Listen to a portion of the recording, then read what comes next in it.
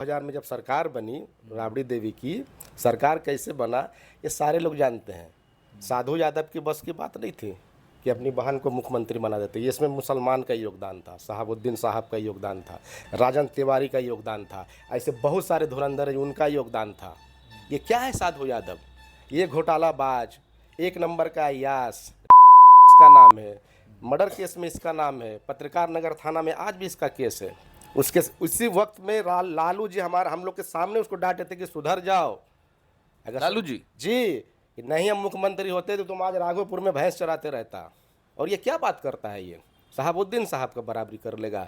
शहाबुद्दीन साहब खानदानी आदमी हैं। तो साधु यादव भी तो लालू प्रसाद यादव के साले। सपोज अगर से लालू जी मुख्यमंत्री नहीं बनते बिहार के तो कौन जानता साधु यादव को, सुभाष यादव को? सबसे बड़े आज बोलता है मुसलमान गद्दार है, सबसे बड़ा गद्दार तो तुम है। तुम्हारा अपना भगना तुमको कंस बोलता है। 10 नंबर में कुत्ता का एंट्री है, तुम्हारा एंट्री नहीं है। उनकी औकात नहीं होती थी एमपी शहाबुद्दीन साहब के सामने बैठने की। स्वयं क्या बात करते हैं? वो तो बोलते हैं कि मेरे पीछे खड़ा रहता था। मैं इस आई विटनेस हूँ। जब सीएम आवास में जब ये लंगठागिरी करता था ये साधु यादव, मुझ मुड़ा देंगे हम, तुम्हारी बहन तुमको लात मार के निकाल दी। इसका एक गुर्गा था सिटी का जिससे ये रंगदारी उठवाता था, उस पर विवाद किए शहाबुद्दीन साहब के। शहर में, पटना शहर में सब जितना कपड़ा का व्यापारी, रेशम का काम करने वाला व्यापारी, जितना गरम मसाला का बनिया का काम करने वाला, उससे रंगदारी, सबसे पैसा अनाज वाला, जितना सिटी का जितना मंडी था सबसे रंगदारी उठवाता था ये साधु यादव। उस पर से एमपी साहब गरमाए, कुछ बहन के सामने बोल दिया। गवाह हैं कि 5 उंगली का निशान एमपी साहब उतार दिए थे उसके कनपट्टा पे, आपके सामने जी, सीएम आवास में। बहन के पैर पे गिर गया, रोने लग गया। क्या बात करेगा ये किसको हवा दे रहा है? ये जो नहीं जानता उसको। हम लोग जुड़े रहे हैं शुरू से, और मैं सीना ठोक के कहता हूँ कि साधु यादव बैठ जाए मेरे सामने, आंख में आंख मिला के बोलूँगा कोई थप्पड़ खाया था कि नहीं। हैं एमपी साहब जब हवालात में थे तब क्यों नहीं बोला? वो तो मर्द मुजाहिद थे कि लालू जी का दामन धर लिए तो शहीद हो गए, छोड़े नहीं। आज उनका एक शब्द बोला हुआ वापस जेल चले गए कि परिस्थितियों के मुख्यमंत्री हैं नीतीश कुमार। आज वो शब्द नहीं बोले होते तो आप शायद जिंदा होते। बिल्कुल होते हैं, राजा के तरह होते हैं, सब सारा मामला फिट हो जाता। स्वयं कितनी बार नीतीश कुमार की तरफ से ऑफर हुआ, सिवान लोग गए जेल में मिलने के लिए कि छोड़ दो आप आरजेडी को। वो बोले आरजेडी किसका? आरजेडी लालू जी का थोड़ी, आरजेडी हमारा पार्टी है, मेरा और रामकृपाल जी का बनाया हुआ पार्टी है। तो साधु यादव बोलते हैं कि हमरा बनाया हुआ है, हमरा खड़ा किया हुआ है। कौन साधु यादव की बात में आप? ये दारूबाज, दारू का ठेका का पैसा खाने वाला ये, और इसका साला सुभाष यादव वेजिटेरियन आदमी। भैया हाथी का दांत दिखाने का अलग होता है, खाने का अलग होता है। मतलब आपका कहना है कि मरहूम शहाबुद्दीन साहब अगर जिंदा रहते तो इनकी बोली नहीं निकलती? पेशाब निकल जाता, पेशाब। आप पुराना स्पीच लोकसभा का, राज्यसभा का, लोकसभा का आप देख लीजिए। लालू जी अपने बगल में शहाबुद्दीन साहब को बिठाते थे जी, और भाई की तरह कहते थे कि मेरा भाई है, मेरा बेटा है। साधु जी तो कहते हैं मेरे पीछे खड़े रहते थे साहब। अब साधु जी कई बार उन्होंने समझाया कि सुधर जाओ, लाइन पे आ ये क्या सुधर जाएगा? इसकी क्या औकात है? ये तो खुद 2 कौड़ी का गुंडा था। क्या बिहार की राजनीति में मुसलमानों की भागीदारी नहीं है? क्या राबड़ी देवी को मुख्यमंत्री बनाने में और लालू प्रसाद यादव को मुख्यमंत्री बनाने में, और लगभग जो राजद की जो आज स्थिति है, जो आज राजद भारत की गिनी चुनी पार्टियों में से मानी जाती है, क्या इसको बनाने में मुसलमानों की भागीदारी नहीं है?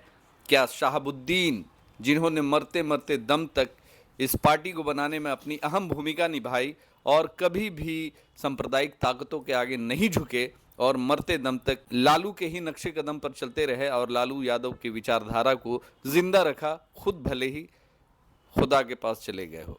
और जिस तरीके से 2 दिनों से राबड़ी देवी के भाई साधु यादव का बयान लगभग 2 दिनों से जो एक बिहार की राजनीति में एक भूचाल सा मचाया हुआ है, उनका साफ तौर पे कहना है कि शहाबुद्दीन और बिहार के मुसलमानों का कोई भी लेना देना नहीं है हमारी पार्टी को बनाने में, राबड़ी देवी को मुख्यमंत्री बनाने में। उनका साफ तौर पे कहना है कि बिहार का जो मुसलमान है या पूरे भारत का मुसलमान गद्दार होता है, उन्हें भारत छोड़ के चले जाना चाहिए। इन सब मुद्दे पे बात करने के लिए हमारे साथ में शहाबुद्दीन साहब के समर्थक हैं, आलम भाई हैं, जो कि शहाबुद्दीन साहब के काफ़ी करीबी रहे हैं और काफ़ी कुछ जानकारी है, काफ़ी कुछ जानते हैं उनके बारे में। तो हम इनसे ही बात करेंगे। सबसे पहले तो आपका बहुत बहुत शुक्रिया कि वक्त दिया। आपका भी बहुत बहुत शुक्रिया वक्त निकाल के आने के लिए हमारे पास।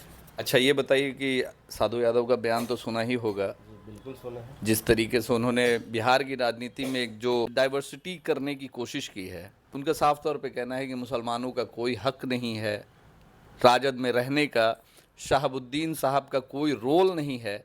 और आप शहाबुद्दीन साहब के काफ़ी करीब रहे हैं, शहाबुद्दीन साहब को काफ़ी करीब से जानते थे और राजनीतिक में भी आपकी काफ़ी ये रही है। तो क्या कहेंगे उनके इस बयान पे? उनके बयान पर मुझे हंसी भी आता है और गुस्सा भी आता है। हंसी इसलिए आता है कि ये इतने मतलब कि बेवकूफ़ों के जैसे कैसे बात कर सकते हैं, ख़ास करके एमपी शहाबुद्दीन साहब के बारे में इस तरीके से घटिया बात करना, और कि वो उनका पैखाना ऐसा हो गया वैसा हो गया।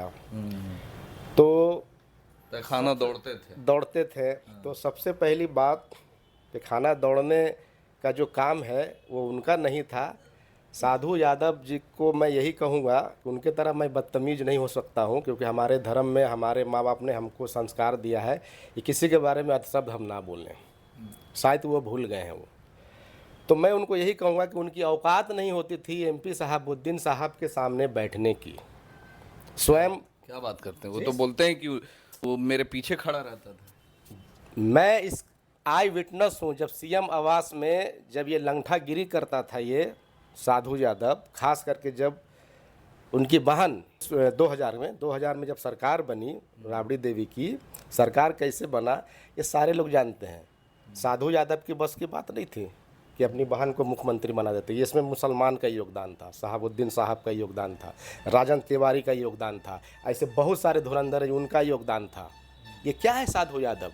ये घोटालाबाज, एक नंबर का अय्याश, रेपिस्ट में इसका नाम है, मर्डर केस में इसका नाम है, पत्रकार नगर थाना में आज भी इसका केस है। उसके उसी वक्त में लालू जी हम लोग के सामने उसको डांटे थे कि सुधर जाओ। अगर लालू जी कि नहीं हम मुख्यमंत्री होते तो तुम आज राघोपुर में भैंस चराते रहता। और ये क्या बात करता है? ये शहाबुद्दीन साहब का बराबरी कर लेगा। शहाबुद्दीन साहब खानदानी आदमी हैं। तो साधु यादव भी तो लालू प्रसाद यादव के साले हैं।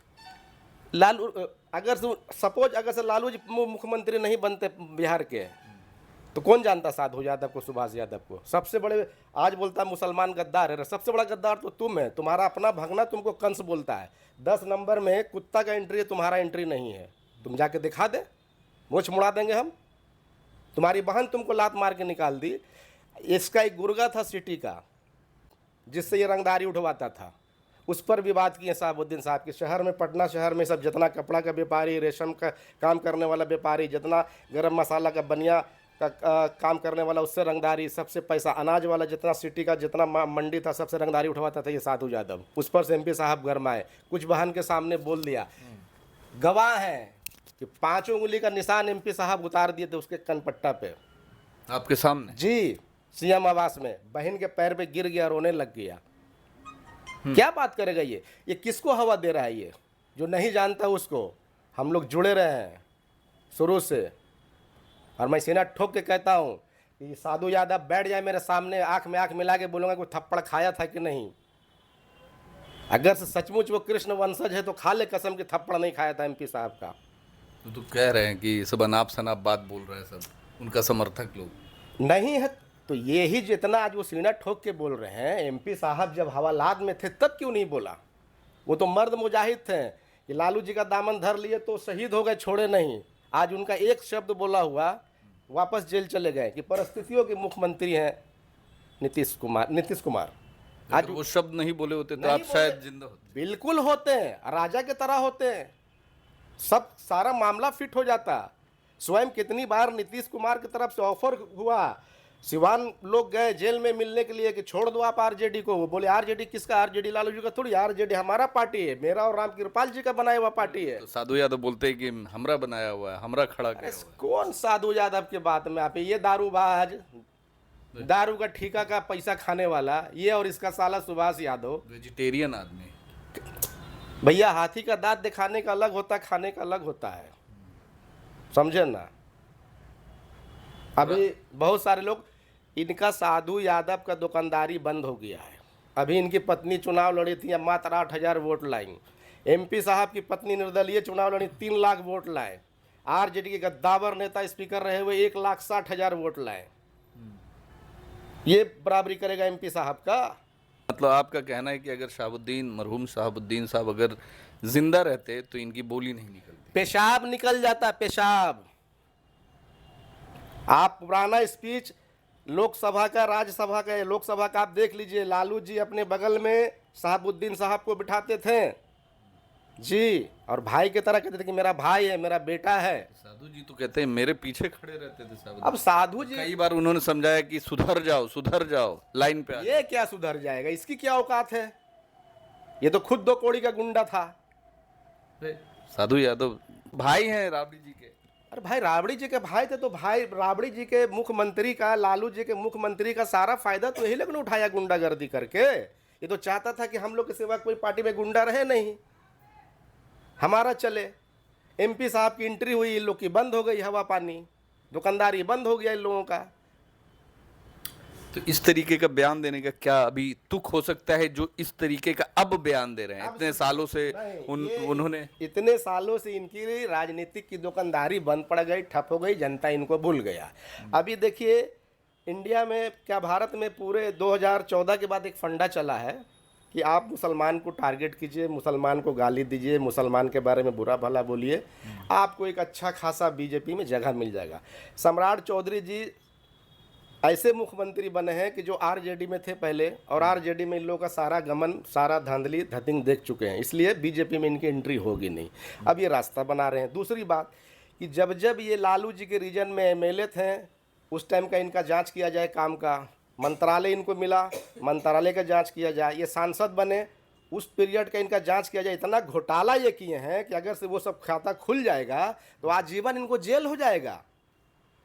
इनका किया धरा जो है बहनोई साहब को झेलना पड़ रहा है, यानी लालू जी को झेलना पड़ उनको तो झेलना पड़ ही रहा, प्लस इसको भी झेलना पड़ जाएगा अगर इसकी, अगर से जांच बैठ जाए तो। जैसे आज सम्राट चौधरी जी की सरकार है, मुख्यमंत्री हैं, वो अगर से गलती से इसके तरफ देख दिए तो इसका हुक्का पानी बंद हो जाएगा, ये जेल चला जाएगा। ये आपके माध्यम से मैं बोलना चाहता हूँ। जेल जाने के डर से, यानी आप Yes. कुछ भी बोल रहे हैं। और जेल जाने के डर से इसको कोई मुद्दा नहीं मिला है तो देखा कि चलो मुसलमान को एक गलियाओ, मुसलमान को गद्दार बोलते हैं। अरे साहब, मुसलमान तो आपको सर पे बिठाया, आपको सत्ता दे दिया, आपने मुसलमान के लिए क्या किया? क्या किया मुसलमान के लिए? राबड़ी जी मुख्यमंत्री क्या किए मुसलमान के लिए? चलिए बताइए हमको। दंगा नहीं आज क्या दंगा नहीं होने दिया? कहाँ दंगा नहीं हुआ? जहाँ दंगा होने का संभावना वहाँ दंगा होता था। बिहार के मुसलमान उनके रीजन में बहुत काफी सुरक्षित महसूस करते थे। देखिए, कोई सुरक्षित महसूस नहीं करते थे। आरजेडी का शुरू से फंडा रहा है, जो एमवाई का समीकरण बना था जरूर, लेकिन उस पर चला नहीं गया। और जब मुसलमान को समझ में आ गया कि यार ये सिर्फ फंडा है, एक राजनीतिक फंडा है, मुसलमान अपना विकल्प ढूंढ रहा है। कोई भी आदमी अपना विकल्प ढूंढता है, अपना रास्ता तलाश करता है। आज मैं आपके माध्यम से बोल रहा हूँ, ये बात, मेरी बात वहाँ तक नहीं पहुँचेगी, मैं दूसरे के माध्यम से प्रयास करूँगा पहुँचाने का। आप हमारे नेता के बारे में उल्टा बोलिएगा। हमारे नेता कभी जात पात नहीं किए, आपकी तरह मुस्लिम हिंदू कभी नहीं किए शहाबुद्दीन साहब। उनके दरबार में सब बराबर। अच्छा, ये जो जंगल राज की उपाधि जो अब दी जाती है कि जब तक आरजेडी की सरकार रही, जंगल राज कायम रहा, तो ये कहीं ना कहीं ऐसे ही लोगों की देन है जो आज जंगल राज की उपाधि, और जो अभी की सरकार देती है कि जंगल राज था इनके वक्त में। तो ये जो जंगल राज वाला जो मामला है, शायद ऐसे ही लोग और इन्हीं लोग की वजह। जंगल राज सिर्फ और सिर्फ बना सिर्फ साधु यादव, सुभाष यादव और 2-3 इनके गुर्गे थे, जिनके वजह से जंगल राज बना। शहाबुद्दीन साहब के नाम के वजह से जंगल राज कभी नहीं बना। अगर आपको याद होगा, आप पत्रकार हैं, आप माशाल्लाह बहुत अच्छा सवाल जवाब भी करते हैं, तो मैं आपके चैनल के माध्यम से बोलना चाहता हूं कि 2009 में जब वाजपेयी जी का सरकार बनी तो उसमें अटल बिहारी वाजपेयी जी ने एमपी शहाबुद्दीन साहब को विकास पुरुष का सम्मानित, बेस्ट सांसद का अवार्ड दिया कि विकास पुरुष क्षेत्र में काम कराने पूरे जी भारत में। ऐसी दे दिए। कौन विपक्ष के नेता को देता है? इसको क्यों नहीं मिला साधु यादव को? ये तो लालू प्रसाद के, माननीय लालू प्रसाद के साला थे, श्रीमती राबड़ी देवी के भाई थे, इनको क्यों नहीं मिला उसी सांसद उसी लोकसभा में? इनको भी तो मिलना चाहिए था, ये भी तो गए थे। अरे तो कभी कभी रहे मतलब अपने भांजा भांजी के बारे में भी बोलते रहते हैं। इनका जो दिमाग है इनका खराब हो गया है, इनका दिमाग खराब हो गया है और ये उटपटांग सिर्फ बात करके अब चाहते हैं कि किसी तरीके से मेरी बीजेपी में एंट्री हो जाए, समझाना, और कोई मुद्दा नहीं है। तो इनको कोई नहीं मिला तो भारत में भी बस बलि का बकरा हर जगह पे मुसलमान बनता है। आप मुसलमान को गाली दीजिए, आप आगे बढ़ जाइए। मुसलमान सॉफ्ट टारगेट हो चुका है। देखिए, मुसलमान अपने प्लेटफॉर्म पे है ही नहीं, सबका नेता है मुसलमान का नेता। आज हमारे बिहार की हम बात कर लें, कितना % मुसलमान है बिहार के अंदर में? 16-18%। यादव कितना % है? 14%। क्यों नहीं मुख्यमंत्री बनता है मुसलमान? 14% वाला मुख्यमंत्री लालू जी भी बन जाए, राबड़ी जी भी बन जाए। अभी बीच में ये भी सुरसुराया था कि हम भी मुख्यमंत्री बन जाए, साधु यादव। वो तो मुख्यमंत्री तो इनको लालू जी उसी वक्त बना रहे थे, लालू जी तो खुद बयान दिए हैं। कौन इसको सिर्फ हवा में बात कर रहा है? इसको तो भगा दिया गया है, इसके हरकत चाल चलन के वजह से इसको लात मार के भगाया गया वहां से। लालू आवाज से इसको धक्का दे के निकाल बाहर किया गया है। जी। अब क्या चाहते हैं कि जो जिस तरीके से खास के जो बिहार के मुसलमानों के बारे में, और जहाँ तक हमको लगता है कि चाहे वो राजद हो या फिर जदयू हो, नीतीश कुमार हो या फिर लालू प्रसाद यादव हो या फिर राबड़ी देवी हो, इन तीनों को मुख्यमंत्री बनाने में मेरे हिसाब से कहीं ना कहीं मुसलमानों का बड़ा योगदान है। मुसलमानों के वोट की वजह से ही ये तीनों जो है मुख्यमंत्री बने। और अब अभी तो पिछले बार भी नीतीश कुमार के नाम पे ही वोट मिला, मगर अब सम्राट चौधरी बने हुए हैं। बिल्कुल, पिछली बार जो चुनाव हम लोग का हुआ 25 में, तो बिल्कुल मुसलमानों ने वोट दिया नीतीश कुमार जी को देख करके। अब नीतीश कुमार के साथ में क्या परिस्थिति उनकी थी, अब तो मुझे सही लगता है कि हमारे जो मरहूम सांसद साहब जो बोले थे कि ये परिस्थितियों के मुख्यमंत्री हैं, तो मुझे सचमुच लगता है कि इतने सालों से ये परिस्थितियों के ही मुख्यमंत्री थे ये, क्योंकि ये अपने परिवार को बचाने के लिए पूरे बिहार के नौजवानों का भविष्य को ये एक झटके में दांव पे लगा दिए। क्या कुछ होना चाहिए अब? साधु यादव जिस तरीके से उनका बयान है, माफी भी नहीं मांगेंगे। बिल्कुल, इनको जाकर के सिवान जाकर के उतनी उनकी पत्नी उनके बच्चों से माफ़ी मांगना चाहिए कि हमसे गलती हो गई। माफ़ी मांगने से कोई छोटा नहीं हो जाता है, इनको बिल्कुल माफ़ी मांगना चाहिए। अगर से इनको शर्म होगा, ये अपना को कृष्ण वंशज कहते हैं, अगर से जरा सा भी 1% भी गुण है कृष्ण वंशज का इनके अंदर, तो इनको जाके माफ़ी मांगना चाहिए। अब पूरे बिहार के मुसलमानों से माफ़ी मांगना चाहिए कि क्षमा कर दीजिए, हमसे गलती हो गई। यहाँ तक कि उन्होंने तो ये भी कहा कि कुछ मुसलमान जो पार्टी में हैं उनकी वजह से यादव को यदुमुल्ला बोला जाता है। सवाल ये है कि आपके आरजेडी में आपके खुद समाज के जो 14% है, तो 14% में तो बीजेपी में चला गया है। जितना यूथ का लड़का जो है, लड़की सब तो बीजेपी को, भाजपा को वोट डालता है। आज जो लाठी लेके यादव चल रहे हैं वही आरजेडी को वोट देते हैं। ये किसके बदौलत लड़ रहे हैं? आज मुसलमान जरा सा इस बार साथ नहीं दिया तो क्या हाल हो गया? साथ देता तो बिल्कुल मुख्यमंत्री बनते में आते हैं। हमारे वहाँ वक्फ के ऊपर में जब मामला चल रहा था, तो आप ही के जैसे भाई मीडिया वालों ने तेजस्वी जी से पूछा कि भाई वक्फ के ऊपर अभी इतना बड़ा मामला चल रहा है, इसमें आप क्या आपका बोलना है? तो क्या बोले, नहीं हमारा भी इसमें कोई ध्यान नहीं, अभी मेरा चुनाव पे ध्यान है। तो थे वक्फ के तो अपोज में हमेशा रहे, हमेशा उसके विरोध में रहे। तो यही गांधी मैदान भी गए, गर्दनी बाग धरना स्थल पे लालू जी खुद गए। प्लस ये बोले, दूसरा 1-2 मंच में मुसलमान को आप, एक जगह गांधी मैदान में राहुल जी मंच पे थे, एक मौलाना जा रहे थे शॉल ओढ़ाने के लिए, आप तेजस्वी जी उनको ठेल दिया। क्यों? वो मंच सिर्फ आपके लिए है, मुसलमान कहाँ जाएगा? खाली वोट के लिए मुसलमान है आपके लिए, मुसलमान दिखा दिया। अच्छा, ये सब जो ठीक है कि लालू प्रसाद यादव और नीतीश कुमार, राबड़ी देवी, ये सब ने मुसलमानों को हक अधिकार नहीं दिया, नहीं लगता है कि कहीं ना कहीं MIM मुसलमानों, बिहार में जो मुसलमानों का जो ध्रुवीकरण हुआ और जहाँ सेकुलर पार्टी जो सत्ता में नहीं है, तो इसमें कहीं ना कहीं बड़ा योगदान नहीं मानते कि असदुद्दीन ओवैसी और एमआईएम का है? नहीं, क्यों नहीं मानेंगे कि ये हमारा भारत लोकतंत्रीय देश है, यहाँ राजशाही नहीं लोकशाही चलता है। आप तेजस्वी जी को किसने मना किया कि आप जाकर के हैदराबाद में चुनाव नहीं लड़िए? वैसे साहब ने मना किया है कि आप मत लड़िए। क्यों? पहले जब पिछली बार ये लोग गठबंधन के लिए तैयार हुए, ओवैसी साहब तैयार नहीं हुए, और जब हार गए तो सारा बम जाके ओवैसी साहब के सर पे फोड़े। और इस बार डंका गाजे बाजे के साथ गए थे हमारे नेता अख्तरुल इमाम साहब कि हम गठबंधन में ले लीजिए, तो कान में कड़वा तेल डाल के सो गए आप। ये तो लिया मगर इलेक्शन के बाद भाई तो मजबूरी थी, इनकी मजबूरी थी, क्योंकि इनको एक सीट लेना था राज्यसभा भेजने के लिए, अपने फायदे के लिए गए ये।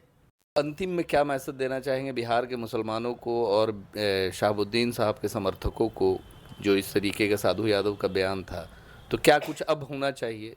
क्या देखिए, उनके समर्थन लोग तो बहुत सारा मैंने चैनलों पे देखा है कि साधु यादव को बोला है कि गलत किए हैं। खास के राजन तिवारी जी का भी एक मैंने बयान सुना हुआ है कि ये लोग कुछ नहीं है, आज वो जिंदा होते तो इसकी औकात नहीं थी ऐसा बोलने का, और जब वो दुनिया में नहीं है तो कोई कुछ भी बोल सकता है। ये राजन तिवारी जी खुद बयान दिए हैं। तो जो लोग एमपी शहाबुद्दीन साहब को अच्छे से जानते हैं, वो कभी भी इस तरह का किसी का घटिया बकवास सुन करके चुप नहीं बैठेगा, और उनको एक्सेप्ट करना चाहिए कि हमसे गलती हो गई। मैं रॉ में या किसी कोई उनको भय है या कोई डर है भाजपा का, हमको तो ऐसे ही लग रहा है कुछ भाजपा का उनको डर है कि कहीं उनका भी खाता बही खुल ना जाए और जांच बैठ जाए तो हम बाकी का बुढ़ापा हमारा जेल में कटे। इसके लिए मुसलमानों को टारगेट करके बीजेपी में जाने का रास्ता बना रहे हैं। ये टिकट उकट के लिए टिकट उकट कुछ मिलने नहीं जा रहा है, कुछ नहीं इनको मिलेगा, कुछ नहीं, कोई लायक के नहीं है ये, इनको कुछ नहीं। क्या आरजेडी हो रहा है भाजपा जो इनको कुछ बना देगा? क्या है ये? उनकी बहन की पार्टी थी, इसलिए जितना करना था कर लिए। बीजेपी ऐसे ही लोगों को अपने टीम में लेती है जो उस लायक होता है। सबको कचड़ा कूड़ा कबाड़ा को बीजेपी अपने टीम में नहीं ले लेता है। डेली 500 लोग मुसलमान को रोड पर गाली देता है, मारता है, ऐसे मतलब 500 लोग डेली ऐसा करता है, तो बीजेपी क्यों ना सबको ले ले? बीजेपी वैसे ही लोग को लेता है जिसके पीछे लोग हों, 10 एमएलए हों। साधु यादव कूड़ा कचड़ा है, वो तो कूड़ा कचड़ा भी बोलना, आप कूड़ा कचड़े का अपमान हो जाएगा। क्या बात जी, कूड़ा करकट का भी नाम लेंगे तो उसका कूड़ा करकट का अपमान हो जाएगा। तब कहाँ आप ये सब बात हमसे बुलवा रहे हैं? उसका हम दिन न देखे हैं। तो आपका अंतिम में यही कहना है कि बिना मुसलमानों के और बिना शहाबुद्दीन के ना राजद आज सत्ता में आती और ना राजद खड़ी होती, ना राबड़ी देवी मुख्यमंत्री बनती, ना लालू प्रसाद यादव सुप्रीमो बनते, यही कहना है? अरे भाई, ये आरजेडी नाम रखा हुआ है एमपी शहाबुद्दीन साहब का। ये रजिस्ट्रेशन कराने के लिए राम कृपाल यादव जी गए थे और हमारे एमपी साहब गए थे। ये दोनों का योगदान है पार्टी को बनाने में और सींचने में। लालू जी तो उस टाइम जेल में थे, शहाबुद्दीन साहब और राम जी, यादव के जरिए। राम कृपाल यादव का, हाँ, राम कृपाल यादव जी, ये दोनों फाउंडर हैं इस पार्टी के। आप एमपी साहब का स्पीच सुने होंगे कि मैं क्यों आरजेडी छोड़ूं, आरजेडी मेरी पार्टी है, मैंने बनाया है, मैं क्यों आरजेडी छोड़ूं? जिसको नहीं रहना है नहीं रहे। ये तो उनका बड़कपन था हमारे एमपी साहब का कि यार लालू प्रसाद जी को सुप्रीमो बना दिए पार्टी का, और मरते मरते दम तक कहें कि लालू जी हमारे नेता हैं, थे और रहेंगे। आज जरा सा वो क्या भाजपा क्या उनको ऑफर नहीं किया था शहाबुद्दीन साहब को? आज चले जाते हैं तो राजा की तरह रहते हैं। चलिए, हमारे साथ एमडी आलम है जो कि शहाबुद्दीन साहब के काफ़ी करीबी समर्थक हैं और राजद से काफ़ी सालों तक जुड़े रहे, अभी भले एमआईएम में हैं। तो इनका साफ तौर पे कहना है कि बिहार के मुसलमानों की वजह से ही राजद जो है सत्ता में आई और राबड़ी देवी मुख्यमंत्री बने, लालू प्रसाद यादव मुख्यमंत्री बने, और जो राजद जो बनाई हुई है वो कहीं ना कहीं नाम दिया हुआ है शहाबुद्दीन साहब का, आरजेडी, और राम कृपाल का इसमें बड़ा योगदान है। और जिस तरीके से साधु यादव बयान दे रहे हैं तो इनको कहीं ना कहीं या तो कुर्सी का लालच है या तो फिर किसी और चीज़ का डर है, भय है, इसीलिए अनाप शनाप बयान, अनर्गल बयान दे रहे हैं ताकि ये आने वाले वक्त में सत्ता में कहीं संरक्षित हो जाए, संरक्षण इनको प्राप्त हो जाए और सुरक्षा इनको मिले।